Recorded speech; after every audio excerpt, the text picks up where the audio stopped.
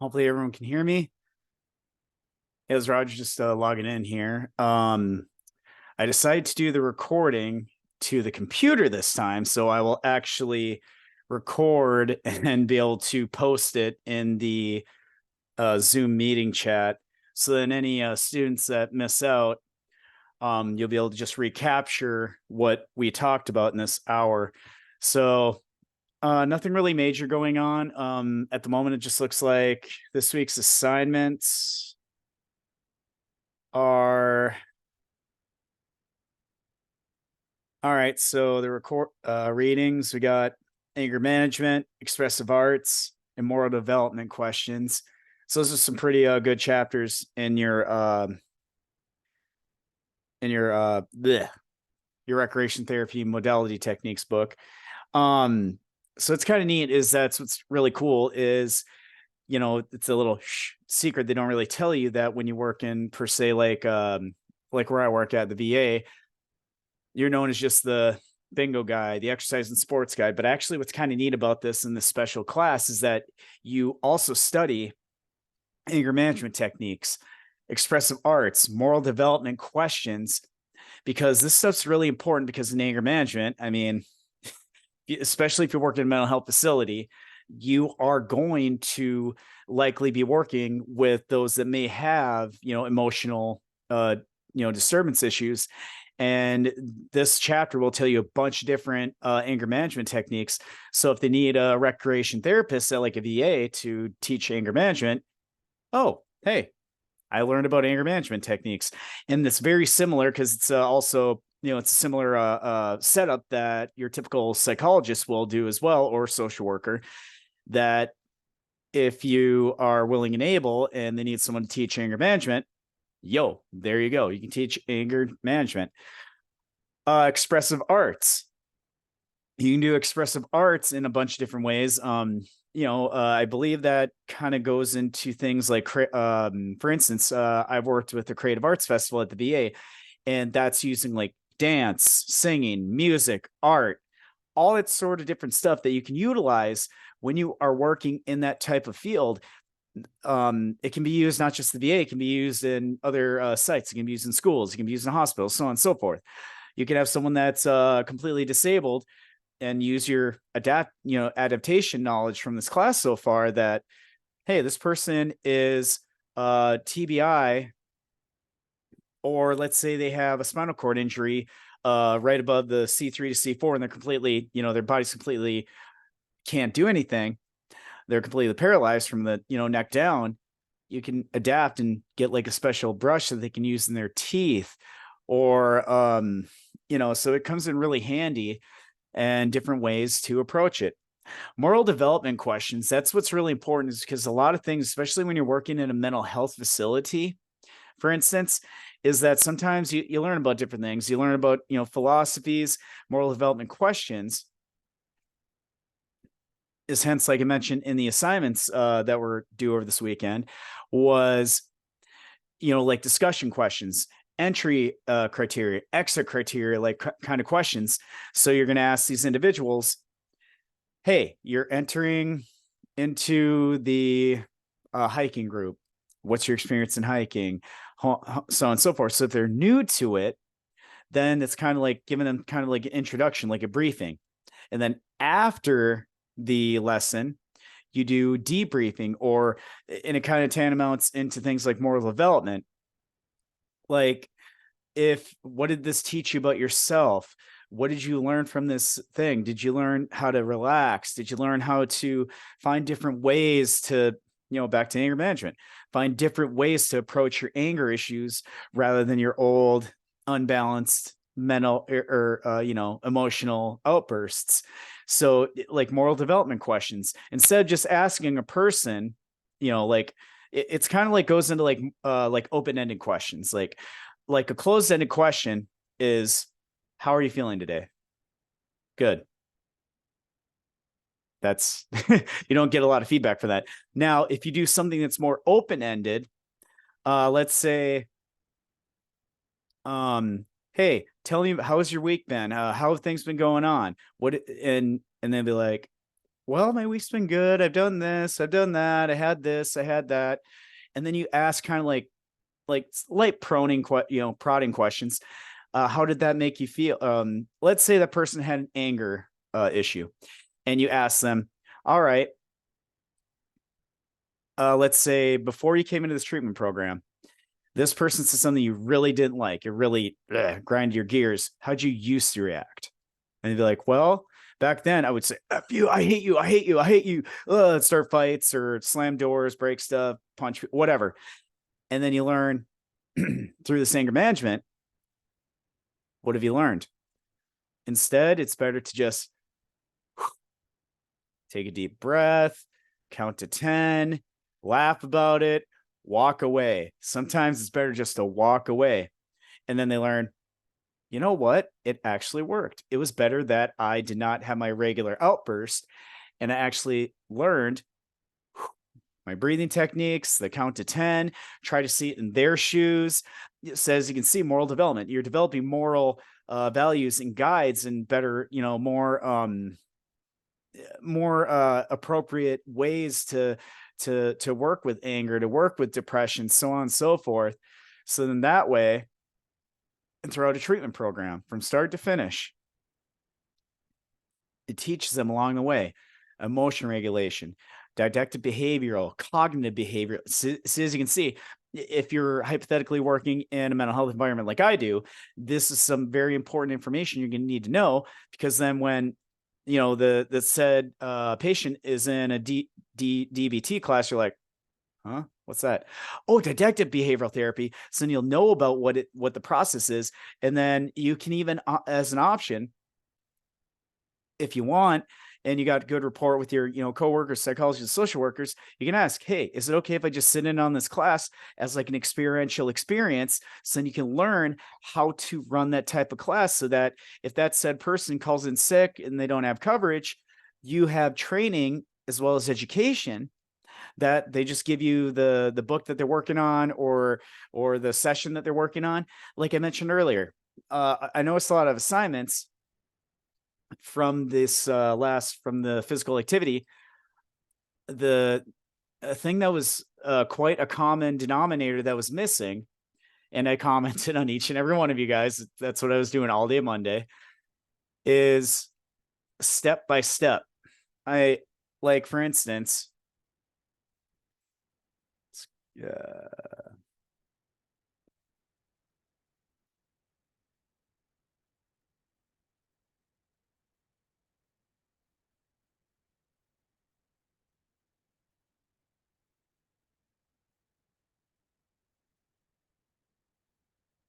and I won't mention names, so, but for instance,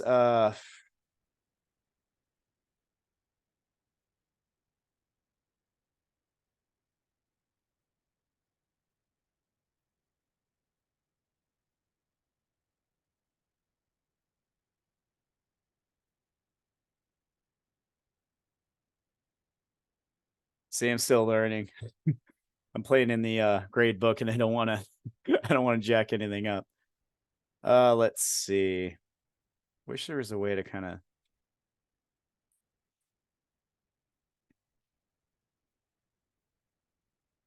but what I noticed is one of the common denominators that was missing in a lot of the assignments. I gave everyone full credit because still new, still first month in, everyone's learning. But were some like good constructive ideas of how to make the assignment better. Ah, actually, even better. I will open my assignment, I'll screen share my exact assignment that I turned into a PowerPoint, because I mentioned in the spouse opening the garage. Anyway, let's see. Because what's really important, let me come in and you're recording this meeting. Really? Okay. All right. Hold on. Let me. Oh, I thought my spouse messed with my professor stuff. I was just like so angry. All right.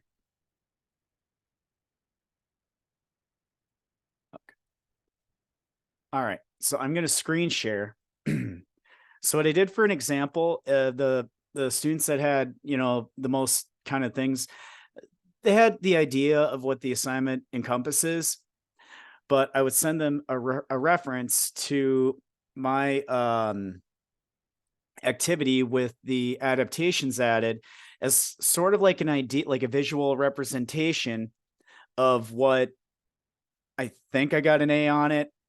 I believe it, but because I haven't gotten permission to share assignments yet from students, I will just share my own. Oh, do I got permission? Yes, I do. Okay. So let me share my screen. Okay. So as you can see here, a good example is the magic activity jumping rubber band trick for those with learning disabilities. So we got equipment environment, preferably a large empty room, that of which a lot of you guys got, and it was really good and very descriptive. Activity description, the purpose. This is the purpose. And then usually, you have a little reference there at which you save till the end, which is APA guideline. Is usually when you put in-text references, you put like that at like the end of like a statement. I'm not the greatest at it, but this is kind of an idea, for example. So we got Datila McKinney. Okay. So right here, the activity instruction, half-hour sessions taking place. This will be taking entire week, the duration. The day one where the client's introduced. After the introductions, we split into different groups. Each group will be paired with an RT or a volunteer.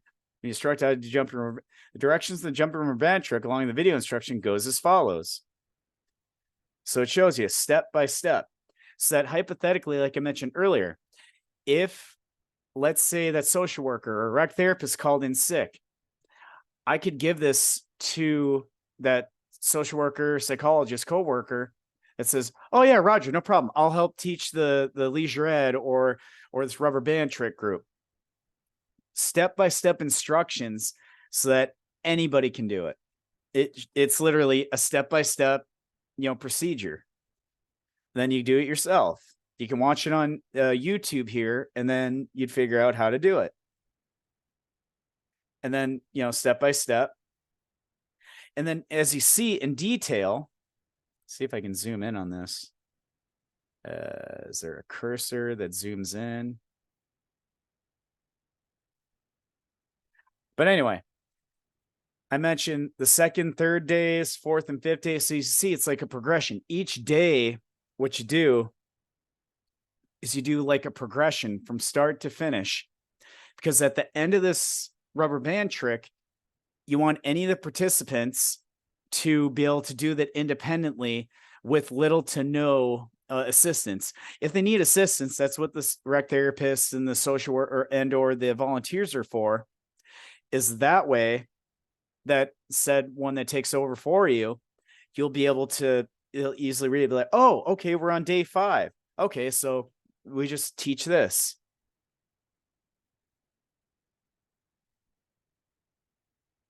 Let's see. And then we're going to go on to slide 6. Leadership considerations. This was another, there were some students in their assignments that had this issue. They had a really good program. They had bits and pieces of the entire assignment, but this was one that was quite commonly missing. Leadership, staffing. It just said staffing is a caring, compassionate understanding, and that's good. But what's really important is to highlight what type of staff are you going to have, because where I work at in the federal government, you can just say this person can be passionate, but leadership's going to want to see the credentials. They're going to want to see the receipts. So that just some Joe Schmo just shows up out the street and shows a rubber band trick. They like to see credentials. So as you can see here, like I put, recreational therapist, mastering the art of jumping rubber band trick, 1 to 2 volunteer magicians. The experience will also be depending on the number of patients attending, the ratio, staff to volunteers, fine details of what's required and what you're planning to do. Are you doing 1 to 6 ratio, 1 to 10 ratio? Usually it depends on what type of activity you're doing. If it's something that's really complex and takes a lot of time and effort, you usually want to stick with like a smaller group. But if it's something simple like a rubber band trick or how to play ping pong, you can have a whole group standing around the table, and rec therapist or social worker or even a veteran that's well rehearsed in that type of sport can definitely step up. And if they master that craft, they can show everybody how to do it. And then that way, one big group at the end of the sessions will be able to figure it out. Entrance criteria. It wasn't in the assignment, so I'm not going to dock anyone for that one, but so entrance criteria. That's like, what are the requirements for the said individual? It's not required. You got to be open, inclusive. Anybody can join. So moderate skills at listening, following directions. So if you can listen and follow directions, depending on your, if you got cognitive issues, then you got to modify it. 7 volunteers will brief participants in the introduction to the rubber band trick and ask processes like, have you ever seen a magic trick? What's your favorite rubber band?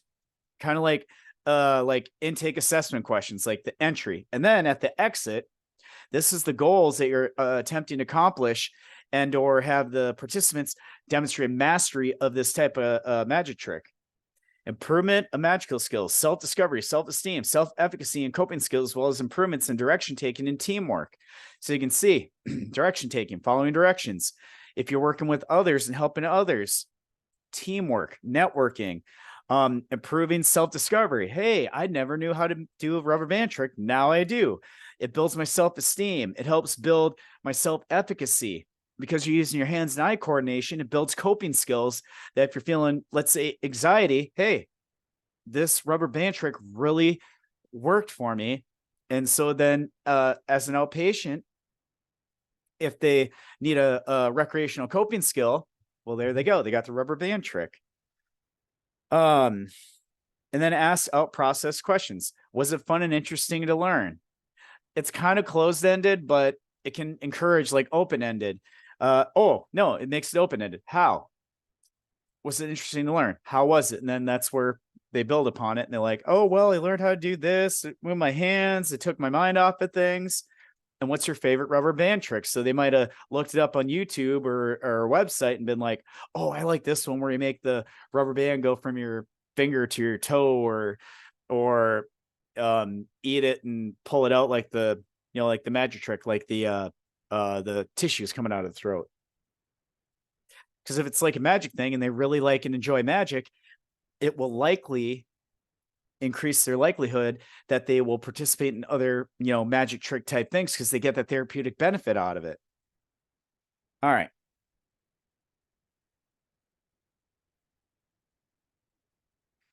Adaptations.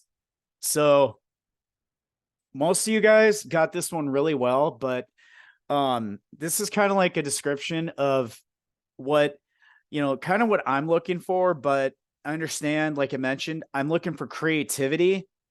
The APA guidelines and stuff, that's not as stringent on like a PowerPoint.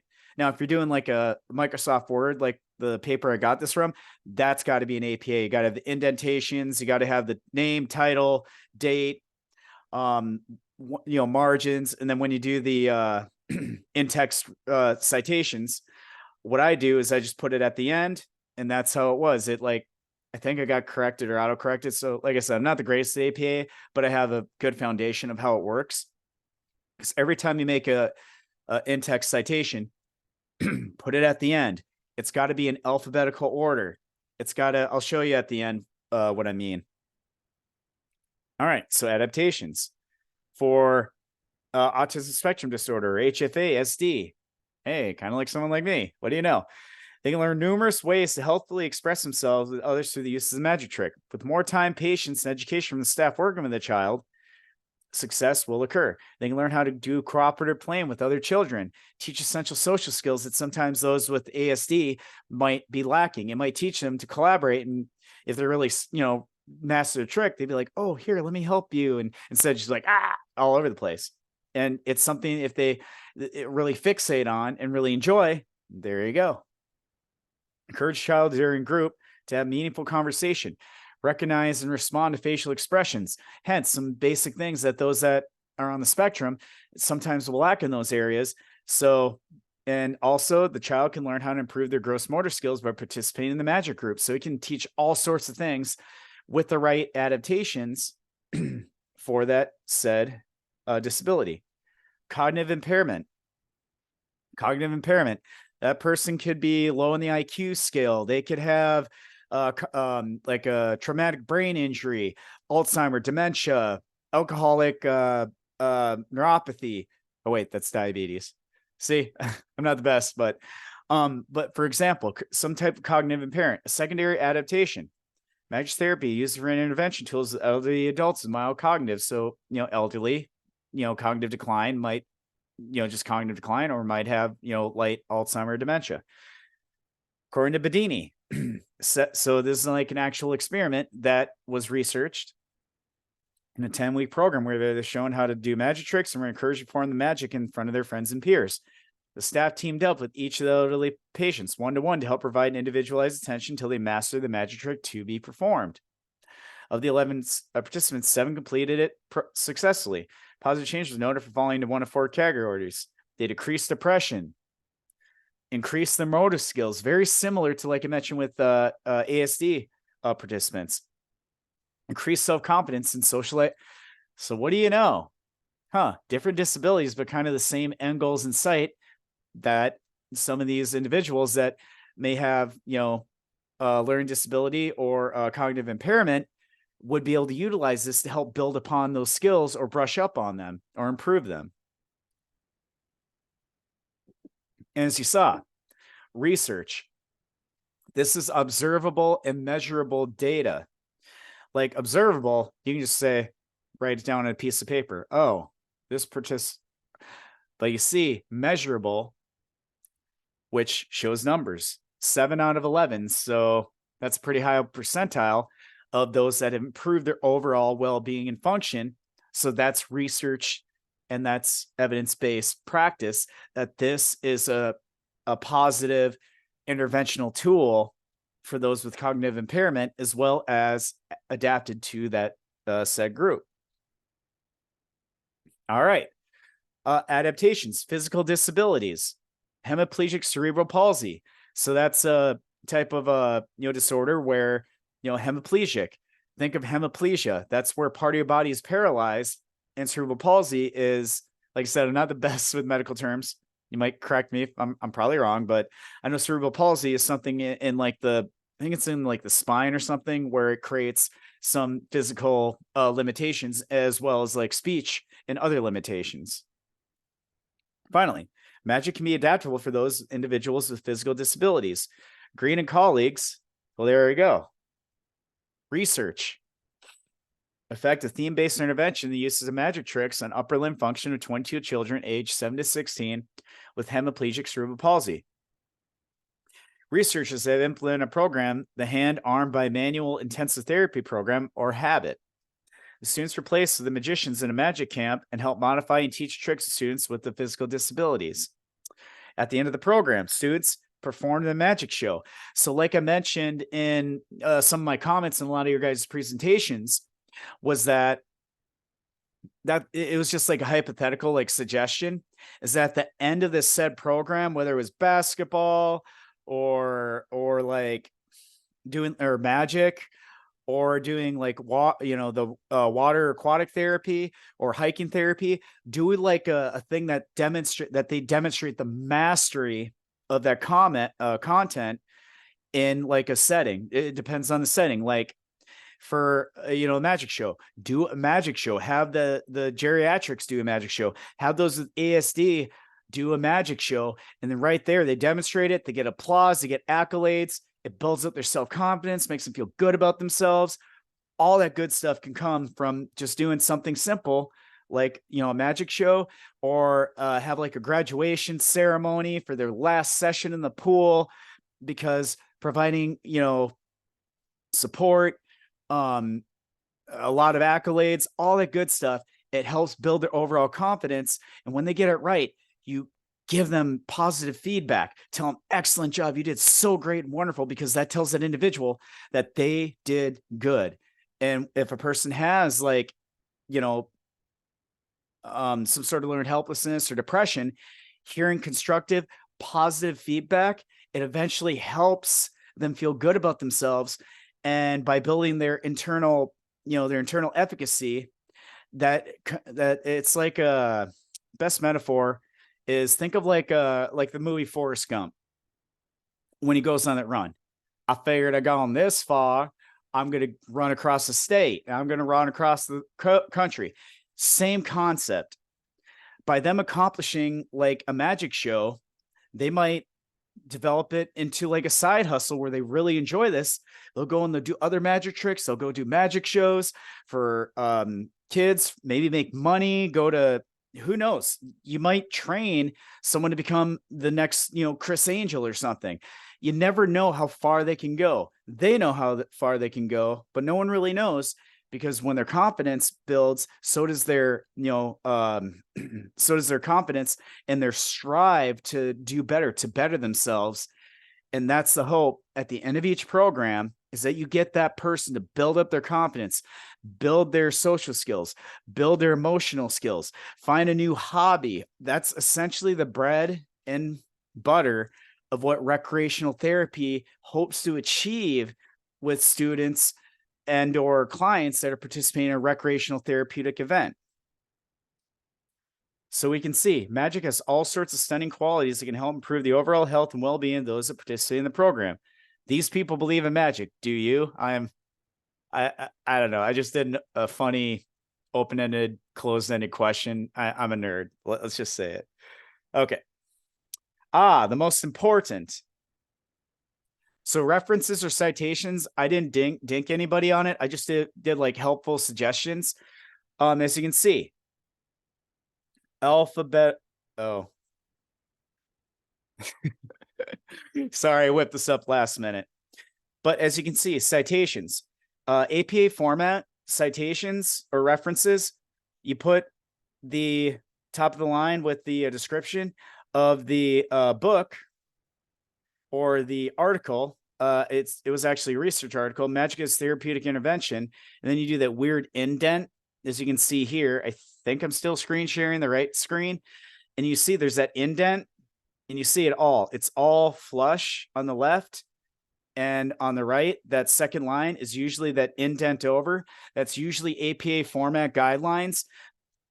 Like I said, I'm not an expert in it. I've become pretty good in it, but one of the things that even I make mistakes, I'm the professor and I make mistakes, but another recommendation, put those in alphabetical order, and the indentation, but everything, as you can see, a book. Hey, facilitation techniques, therapeutic recreation, same book that you guys are doing. I used it, 4 years ago. Ed Zola client, as you can see, first initial, last name, first initial, last name, first initial, last name, or abbreviations for their, if they got like do a middle and last name, or last name, first initial, middle initial, then the year, magic works. And then this was another scholarly article. Green D, as you can see. So this was another one, another scholarly article. Usually things that are scholarly articles usually have like that 38 in parentheses in the pages, because that's the pages from that particular scholarly article. And that's where I got it from. Right here, outcomes to hand-arm biannual for hemiplegia, which was the research that was up here in the hemiplegic. Yep, right here, Green and colleagues. And that's in-text citations. So usually Green and colleagues, and then put it in parentheses. So then when that said professor takes a look at your assignment, they look and they're like, oh, okay, that's it. Or hocus pocus, autism met. Where the heck is this? So if you have a source, when you put like a website, like I did right here. So let's say this said professor, or me, for instance, one of you has a website that you did research, hocuspocuseducation.com, the research, autism magic tricks, 2009, source cited at, that's APA guideline. That's the APA guideline in a nutshell. You have the website, the article title, the year, and the source that it was cited at. So let's say we wanted to take a look and see, is this an actual website? This blue little URL bar right here, you click on it, control click.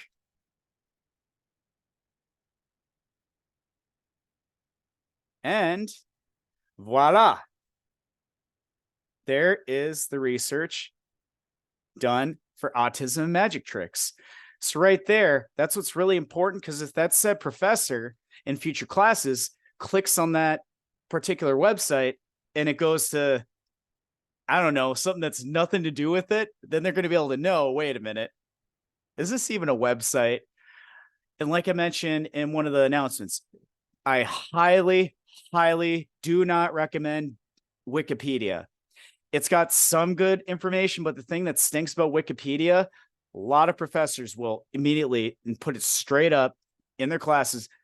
You use this, I'm dumping that. That's a not refutable source, because Wikipedia, I can go into Wikipedia and change the wording of any article.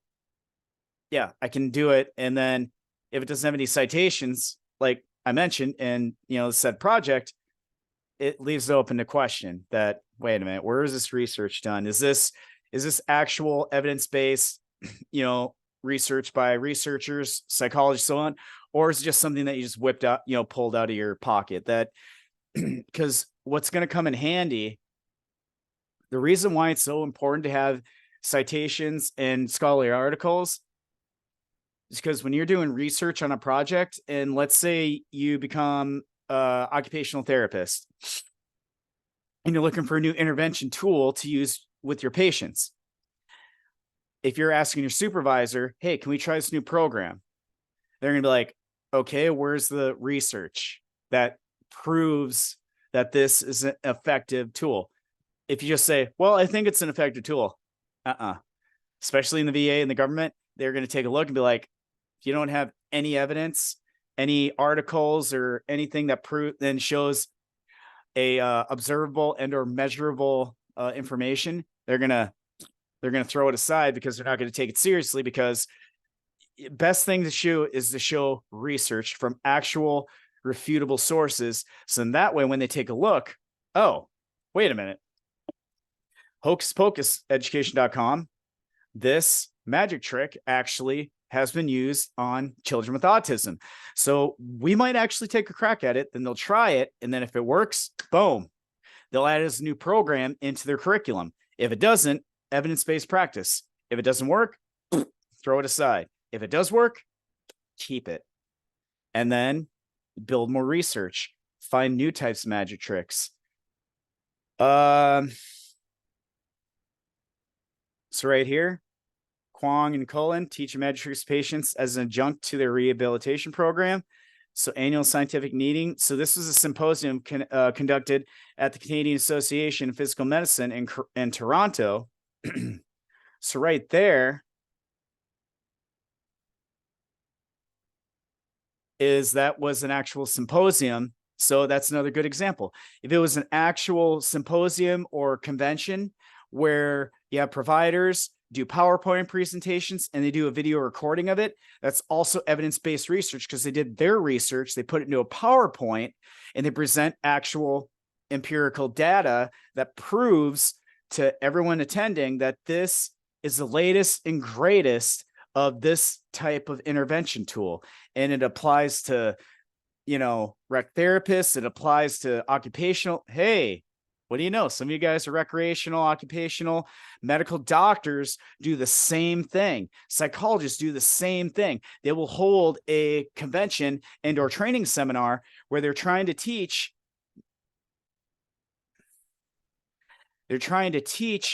new intervention tools or new devices.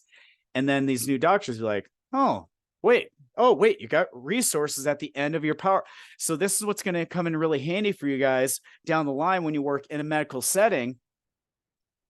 A really more modernized way that they approach to teach a new idea is to do a PowerPoint, because PowerPoints are big, they're bold, they actually, you can do pretty pictures. I'm pretty basic, but as you can see, if I wanted to, I could go in Designer, and that's the neat thing. If you got the latest and greatest PowerPoint software, you can do a thing called Designer. So in later classes, when I was in undergrad and grad school, not that I require it. If it looks pretty, great. But if it has actual good information that follows the exact guidelines of the assignment, that's going to come in handy, because I want you guys to learn. This is a learning experience for each and every one of you. I look for, as long as each of these projects throughout the class looks very similar to this, don't copy it. Don't copy it. I'm sharing this to be nice. Don't copy it. But as an idea, this is what an A to A+ PowerPoint on this project would look to me, and would look to other professors that require, have PowerPoint as an option for an assignment. This is what will look good. I will keep encouraging you guys and giving you ideas and constructive feedback on how to make them look better. And in time, it's, I really don't want to shave points, but sometimes that's what's going to happen. Is if an assignment's late, if it's not looking like what it does in the assignment description. Hold on, so as you can see, easy way to kind of look at this. Let's go into the assignment itself. Let's do a compare and contrast. Let's say I'm a professor grading my own paper, which I think some classes you can, but okay. Let's go to assignments. So let's say I'm a professor that's doing this class in the future, or a different one, and it's kind of similar setup. This is what I did as a student. I clicked on the physical activity. I did this in the classroom meeting last week. And so when I did this assignment as a student, I would take a look. Facilitation technique category. I look at my PowerPoint. There's the category. Name, professor, APA guidelines, name, professor, date. Have those in there. It's very important, because if you have professors that are very APA focused, they will shave points off of your project just for making those little mistakes. And it can be anywhere from 5 to 10, and they have rubrics. I have a rubric for each one of your guys' presentations. So I'm hoping you guys will learn stuff from each of these presentations. This example, literally all your projects throughout this class will be of the same setup, just different groups. Like right now we're in physical. Next, we're going to do emotional.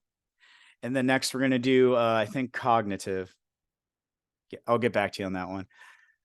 So let's say I'm looking at this. All right, there is the activity. Okay, it's there. You get max points. Activity title and citation source. Oh, okay, let me look. Activity, citation, in-text citation. Oh, citations at the end. Well, they're not in alphabetical order, but you did an APA format. Boom, you get max points. Okay. Next one. Equipment and environment needed. Let's describe the equipment and environment needed to conduct the activity. Let's go back to the PowerPoint. Equipment and environment provided. Descriptive of the place, what type of clothing should be worn, music, just silence, in case, if you have those that have ASD, you don't want too much sounds or too many distractions, because otherwise they're going to, it might make them, agitated. Oh, good. Max score. Let's see. Activity description, activity purpose, instructions, include number of participants, specific instructions to participants, anything else someone familiar with the activity will need.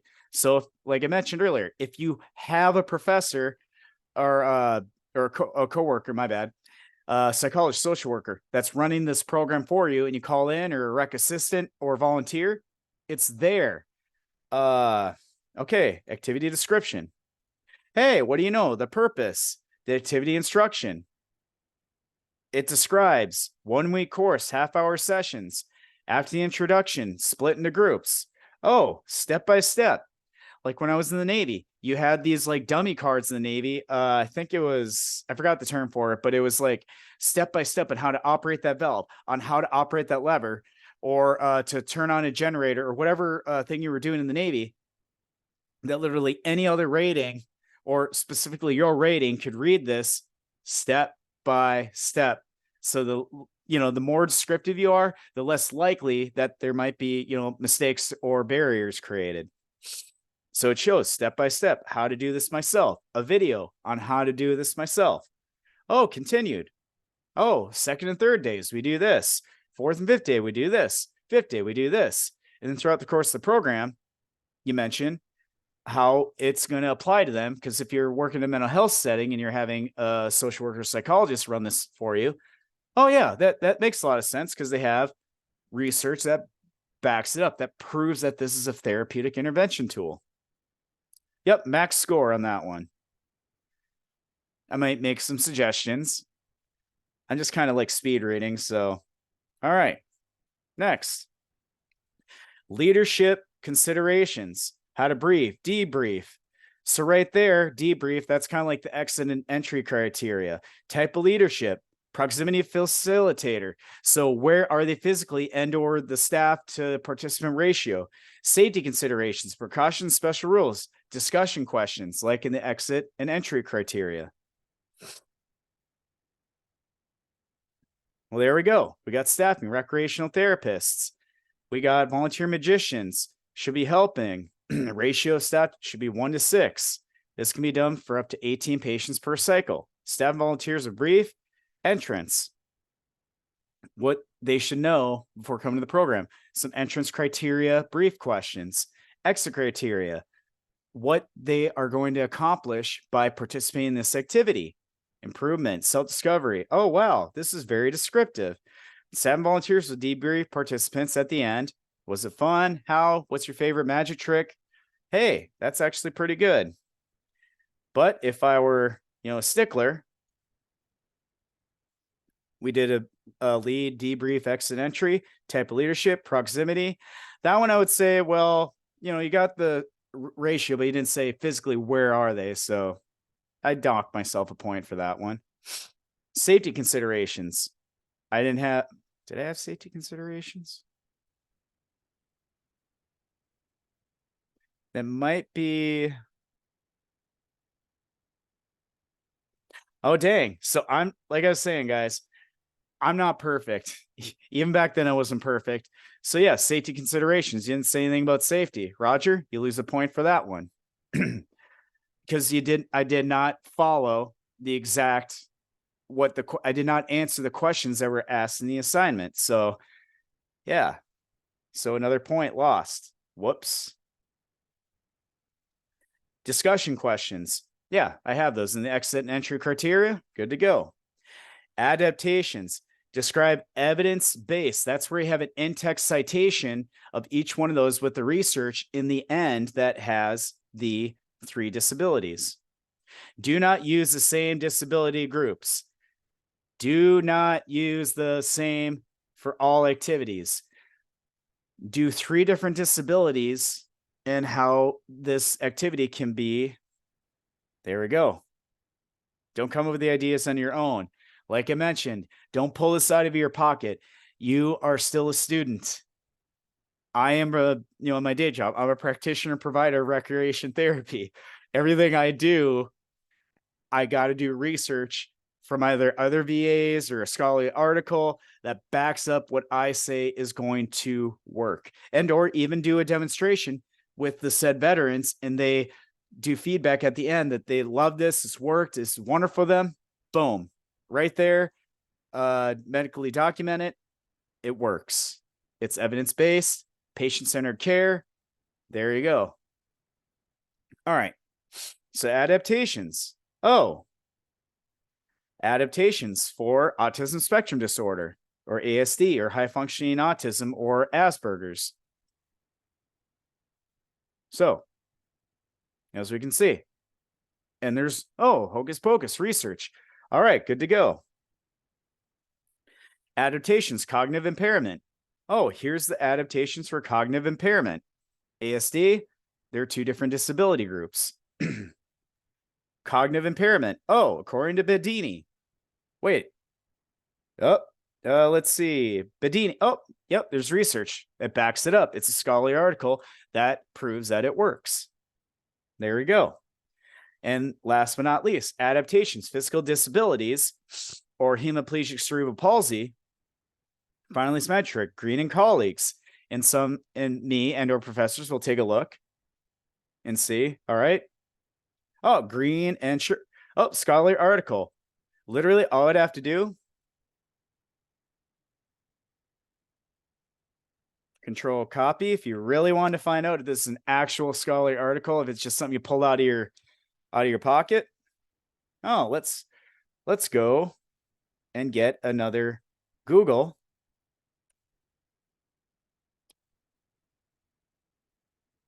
Well, what do you know?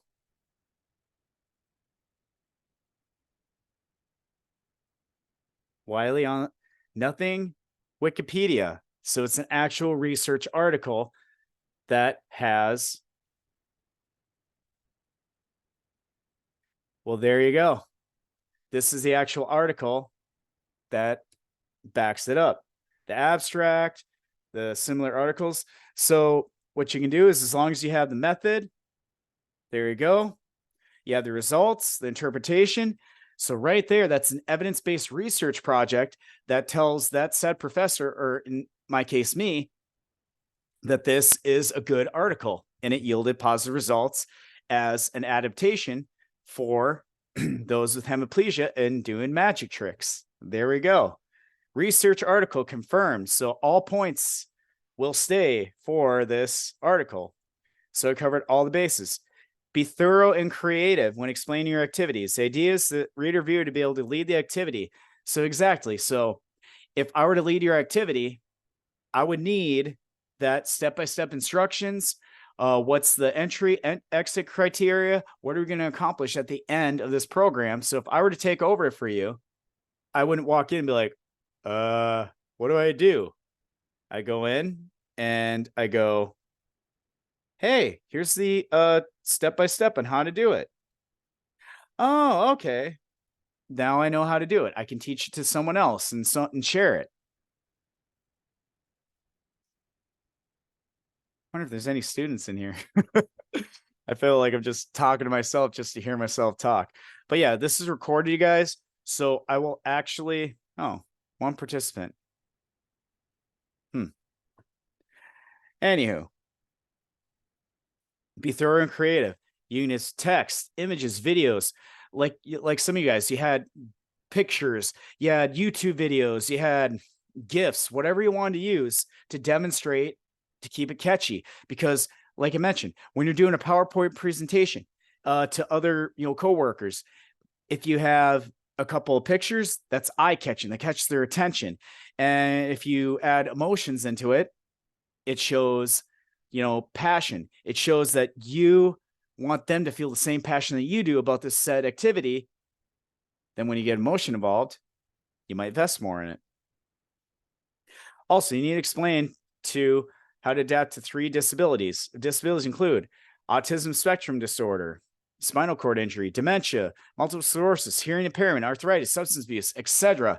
So many disabilities, including substance abuse disorders.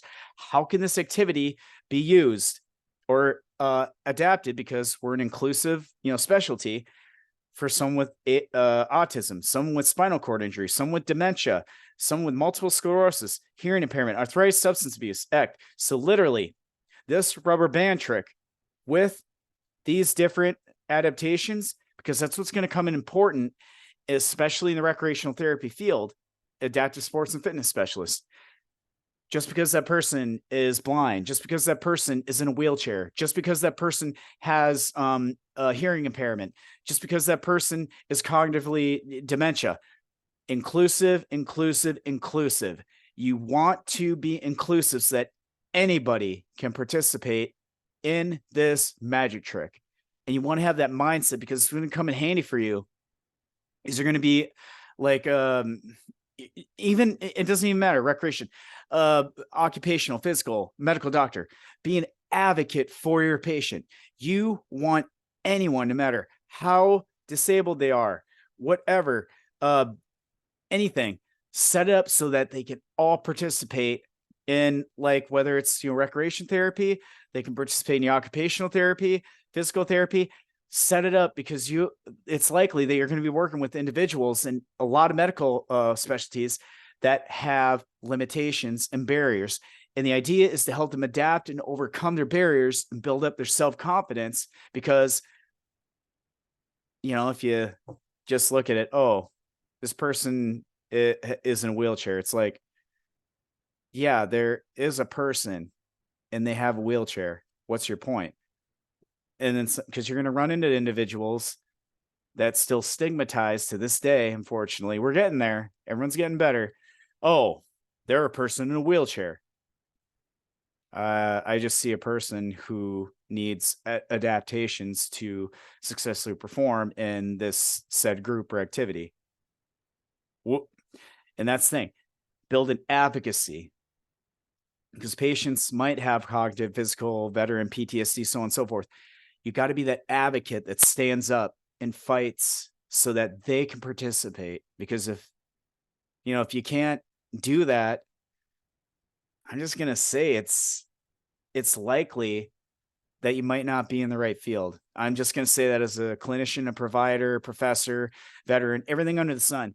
If you cannot stand up and advocate for yourself and for what you believe in, what you're passionate about, how are you going to do it for, your patients, your clients, veterans, children, whatever you're working in? Have that passion, have that parasympathetic mindset to understand that you're doing what you can to help them out, to help them better themselves in some way, shape, or form. All right, we're at about 5 minutes left. So that's my bit of sharing. It's recorded and everything. So once I'm done recording, I'm going to find a way to post it. And then that way you guys can access it. All right. So I also noticed that there were some issues. Here, I will get off my screen share. All right. So then you guys aren't seeing it. So I went through quizzes and grades. I'll probably do an announcement on it, but that's the funny part. I love technology and how it does like averages. It even lets me see it looks like mostly everyone did pretty good. Got a lot of 2s, some 19s, 8s. Lowest is 1.5. So think of it as out of 2, percentile wise. So an 18 is a 90, 16 is an 80, 14 is 70. I was always a math nerd, so. And I know a lot of you guys have done pretty good. I noticed the thing that was like the trend is that I want everyone to succeed in this class and learn and do the best you can.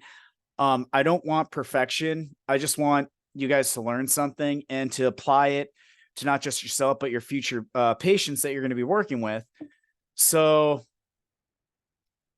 what I think I'm going to do is, I noticed some scores were kind of like going, it looks like a little bit of struggling going on quiz 3. So what I'm going to do is I want to encourage you guys different types of learning. Believe me, I've taken these quizzes and exams, years ago, and I understand some of them were like, ugh, just torture. I read the book, I looked at everything, and I get like a 16 or 17. I'm like, bah, I think I got an A in this class, maybe A minus. So we've got the extra credit. So I highly encourage you guys get the extra credit done, because that's 3 points right there. So if you dink you bomb one of these quizzes, that point right there, that'll get you right back up. So I encourage, do those activity submissions. What I'm going to do probably the next set of quizzes, 4, 5, and 6, is I'm going to change it. God, you guys got a lot of quizzes. Okay. I noticed it's a one-time, one shot. So what I'm going to do with quizzes going forward is I'm getting better at this professorial plane on the, professor side. I want to set you guys up for success. And I noticed that some of the best classes that I did really well in had the unlimited quiz attempts, because I noticed when you guys get one quit, it's like one and done. You get, that's what you get. And I don't think that's fair, because then if some students aren't doing very well in the quizzing side, majority of your points are coming from the assignments. So you can see the facilitation technique video, 100 activity portfolio. That's where a majority of your points are. But these quizzes, they don't take a lot of but what I'm going to do is that demonstrates the type of learning is that you got a 16 or 15. It's like, dang, I want to get a 18 or 20 or 2.0. Perfect. By doing unlimited quiz attempts, they'll give you guys plenty of time to go back, read in that book, maybe find out, oh, wait a minute. It demonstrates the type of learning because you're actually doing the research and you're going back and you're learning. And I want y'all to do as good as you can in this class and set you guys up for success, because that's kind of like my philosophy at where I work at. And I want to employ the same mindset with you guys as students. So in that way, it gives you guys a chance that, oh, if you did the quiz a few days early, not the deadline, preferably don't do it late. Please don't be too late unless you have prior explanation. It's a 5% deduction per day, especially on the projects. Those are your heavy hitters and your points. Don't make those late. Just do the best you can. Don't make it late, because the next time around, unless you explain to me prior, time management 101. Work ahead. Take like an hour per day out of your schedule, or if you're busy, jump on the computer at home like it says in your student requirements. Take a little time, do a little reading, work ahead on your PowerPoints. I gave you guys everything you need to know, and I will post this recording so you guys can, I don't want you guys to leave this class with anything less than an A or B. I refuse to let that happen. I want you guys to get that same mindset to not let that happen. I refuse to let that happen.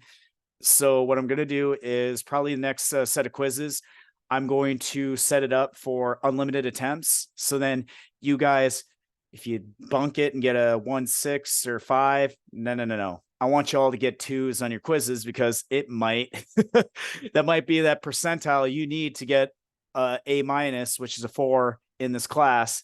So yeah, I'm going to do that to help you guys out. Any comments, questions, anything, do not hesitate.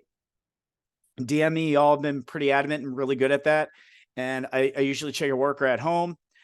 Yes, I have no life. I'm just kidding. Really good time management skills. So I want you guys to succeed. I don't want you guys to fail. I refuse. I will not let you guys fail. It would be unprofessional and just morally wrong to just do that, to be one of those professors that I've had in my past. I'm sure some of you had in your past. It says, oh, you didn't make the quiz on time. You didn't do good on this project. And that's kind of, it's teach one their own. They have their rhymes and reasons, because my philosophy is set them up for success, because this stuff is going to come in handy at some point in time in your careers. So, all right, I'm going to stop this recording and let you guys go for now. I'm going to try to find a way to pop this up on the recording, the Zoom block. So if you guys have any questions, don't hesitate to reach out to me. I'll go in probably tonight or tomorrow and jump in and change all the quizzes all the way throughout the rest of the semester to unlimited attempts, because that demonstrates the type of learning, in my opinion. Hey, I took educational psychology in my master's degree. I know what works and what does not work. I want you guys to do well, because an A in this class, if you stink in another class, you get like a C. Hey, A and C on academia equals a B. So there you go. All right. Take care and have a great night, guys. Bye.